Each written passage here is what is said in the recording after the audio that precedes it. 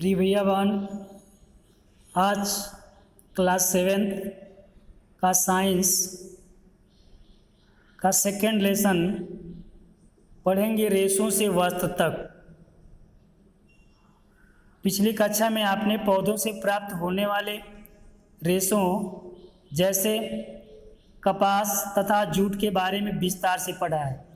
इस अध्याय में हम जंतुओं से प्राप्त होने वाले रेशों जैसे ऊन तथा रेशम को प्राप्त करने की विधि तथा इनसे वस्त्र बनाने की विधि के बारे में जानेंगे। आइए पढ़ते हैं। पौधे एवं जंतुओं से प्राप्त रेशे। पौधे से प्राप्त होने वाले रेशों को पादप रेशे कहते हैं।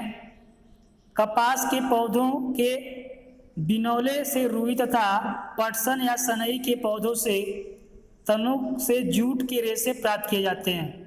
कपास के रेशों का उपयोग कागज, सूती वस्त्र, चादर, पर्दे आदि को बनाने में किया जाता है, जबकि जूट के रेशों का उपयोग रस्सी, बोरा आदि को बनाने में किया जाता है।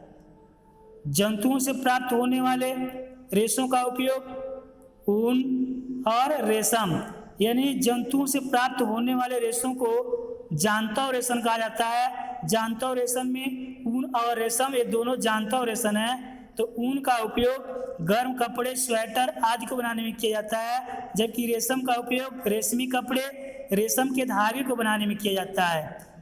जो ऊन का उपयोग ऊन जो होता है वह याक या भेड़ के बालों से यह ऊन बनाए जाते हैं, जबकि रेशम रेशमी कीटों के द्वारा उत्पन्न किए जाते हैं। दूसरा हेडिंग है ऊन प्रदान करने वाले जंतु, यानी वे जंतुएं जो हमको ऊन प्रदान करते हैं।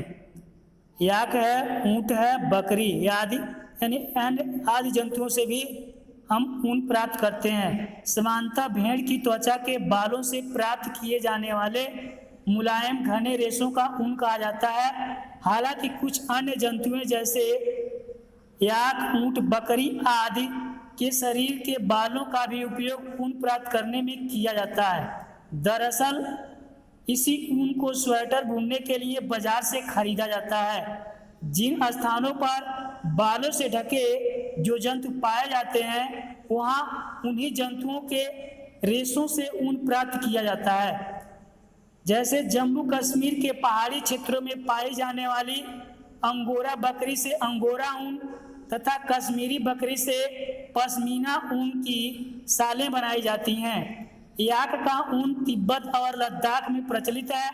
दक्षिण अमेरिका में लामा और एल्पेका नामक जंतुओं से ऊन प्राप्त किया जाता है।